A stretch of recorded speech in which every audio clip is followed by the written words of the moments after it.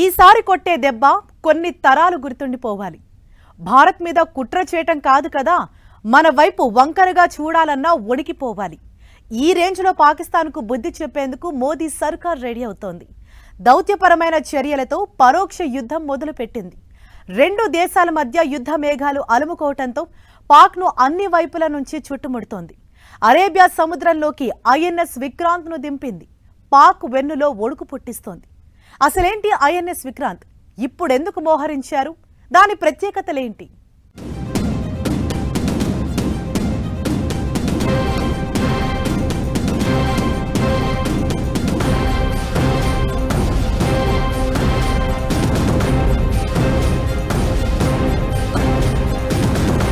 సాగర దిగ్బంధంలో పాకిస్తాన్, అరేబియా సముద్రంలో ఐఎన్ఎస్ విక్రాంత్, పాక్ వెన్నులో మొదలైన వణుకు.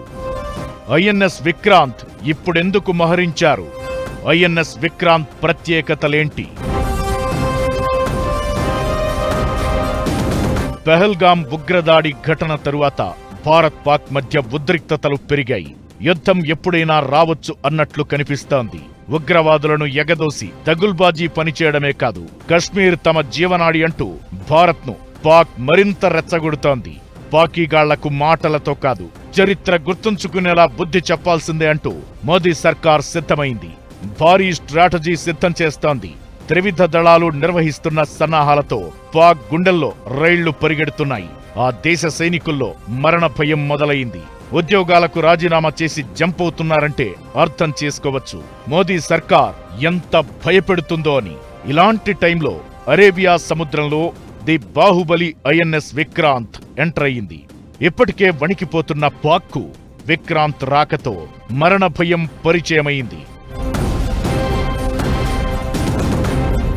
ఒకవైపు పాక్ ఆర్థిక వ్యవస్థ వెన్నువిరిచేలా కార్యకలాపాలు చేపట్టడంతో పాటు ఆ దేశంలో యుద్ధ భయాన్ని రేకెత్తిస్తోంది భారత్. సాగర తీరంలోనూ నౌకలను మోహరిస్తోంది. పెహల్గాం ఘటన తరువాత ఇండియన్ నేవీ కార్యకలాపాలు స్పీడప్ అయ్యాయి. ఈ నెల 24న ఐఎన్ఎస్ సూరత్ యుద్ధ నౌక నుంచి క్షిపణి పరీక్ష జరిగింది.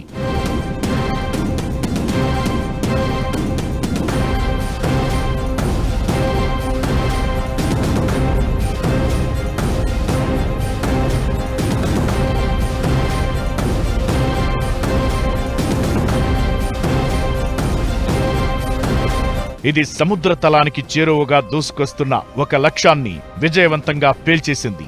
యుద్ధ విమానాలు, యుఏవీలు, హెలికాప్టర్లు, క్రూజ్ క్షిపణులను నేలకూల్చడానికి ఇది ఉపయోగపడుతుంది. అరేబియా సముద్రంలో మోహరించిన ఐఎన్ఎస్ విక్రాంత్ పాక్ వైపు దూసుకుపోతోంది. ఇది దాయాది దేశం గుండెల్లో రైళ్లు పరిగెట్టిస్తోంది.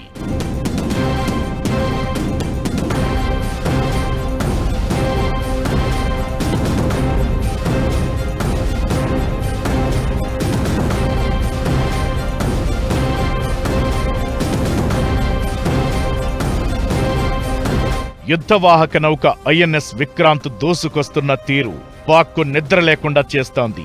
విమాన వాహక నౌకలు ఒంటరిగా రంగంలోకి దిగవు. జలాంతర్గాములు, డెస్ట్రాయర్లు, ఫ్రిగేట్ల లాంటి యుద్ధ నౌకలతో కూడిన ఒక సమూహం దాని వెంట వెళుతుంది. వీటన్నింటినీ కలిపి క్యారియర్ బ్యాటిల్ గ్రూప్ అంటారు.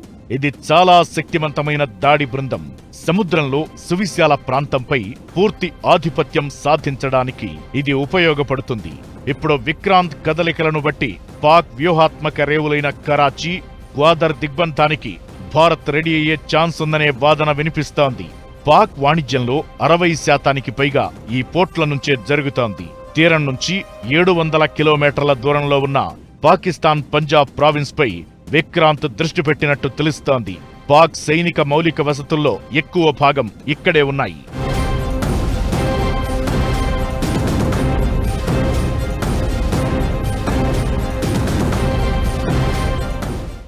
ఎయిర్ క్రాఫ్ట్ క్యారియర్ అంటే దాని మీద చిన్న విమానాలు ఉంటాయి. షార్ట్ ఎయిర్ స్ట్రిప్ నుంచి, అదే విమాన షిప్ నుంచే టేక్ ఆఫ్ అయ్యి తిరిగి ల్యాండ్ అవ్వగలిగే క్షమత వాటికి ఉంటుంది. ఇది ఒక పెద్ద షిప్ అంటే చిన్న ఎయిర్ ఫీల్డ్, పెద్ద షిప్ అనుకునే ప్రసక్తిలో మనం ఉండాలి. అయితే ఇది ఒంటరిగా కదలదు. దీనితో పాటుగా డిస్ట్రాయర్స్ ఉంటాయి. డిస్ట్రాయర్స్ అంటే దాని మీద మిసైల్స్, రెడార్స్ అన్నీ ఉంటాయి. కొన్ని దేశాల్లో చాలా తక్కువ దేశాలకి ఎయిర్ క్రాఫ్ట్ క్యారియర్స్ ఉన్నాయి. ఎక్కడైతే ఈ ఎయిర్ క్రాఫ్ట్ క్యారియర్స్ లేవో జనరల్ గా డిస్ట్రాయర్ ని నెక్స్ట్ బిగ్ షిప్ కింద వాడతారు. ఒకవేళ డిస్ట్రాయర్ కూడా లేకపోతే ఫ్రిగేట్స్ ని వాడతారు. 262 మీటర్ల పొడవు, 45,000 టన్నుల బరువు, గరిష్ట వేగం 28 నాట్స్, 30 యుద్ధ విమానాలను నిలిపేంత వైశాల్యం. ఇది ఐఎన్ఎస్ విక్రాంత్ ప్రత్యేకత. విక్రాంత్ నౌక ఆటోమేటిక్ వ్యవస్థలతో నిర్మితమైంది.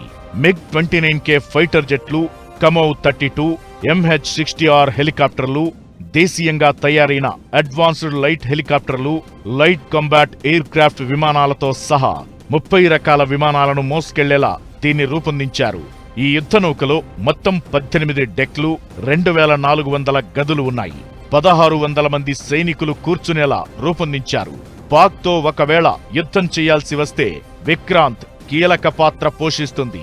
ఈ క్యారియర్ గ్రూప్ వాయు, ఉపరితల, సముద్ర గర్భంలో భిన్న కార్యకలాపాలు నిర్వహించగలదు.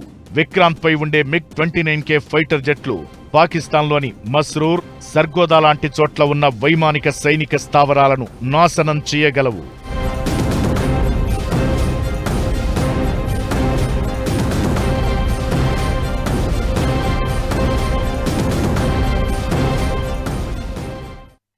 ఐఎన్ఎస్ విక్రాంత్ ఈ పేరును పాక్ కలలో కూడా మర్చిపోదు. అరేబియాలో మోహరించిందంటే దాయాది దేశానికి ఊపిరాడని పరిస్థితి. 1971 యుద్ధంలో పాక్ను పరుగులు పెట్టించింది వాహన నౌక. అసలు ఆ యుద్ధంలో ఏం జరిగింది? పాకిస్తాన్ ఇంతలా ఎందుకు భయపడుతోంది? ఐఎన్ఎస్ విక్రాంత్ యుద్ధం అంటూ మొదలు పెడితే ఎలా ఉండబోతోంది? పాకిస్తాన్ నేవీ పరిస్థితి ఏంటి?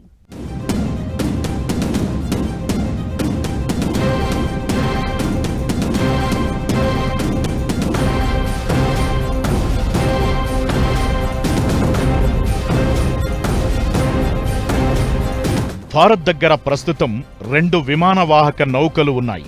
ఒకటి విక్రమాదిత్య, మరొకటి విక్రాంత్.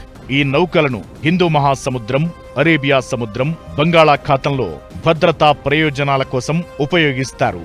యుద్ధమే జరిగితే గుజరాత్, ముంబైను పాక్ లక్ష్యంగా చేసుకునే అవకాశముంటుంది. ఆ ప్రదేశాల్లో ఎలాంటి దాడులనైనా తిప్పికొట్టేందుకు ఈ విమానవాహక నౌకను నిర్మించారు.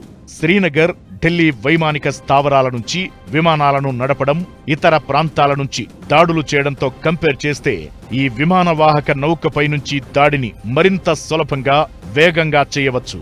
పాకిస్తాన్కు ఇలాంటి విమానవాహక నౌక లేకపోవడం భారత్కు భారీ ప్లస్.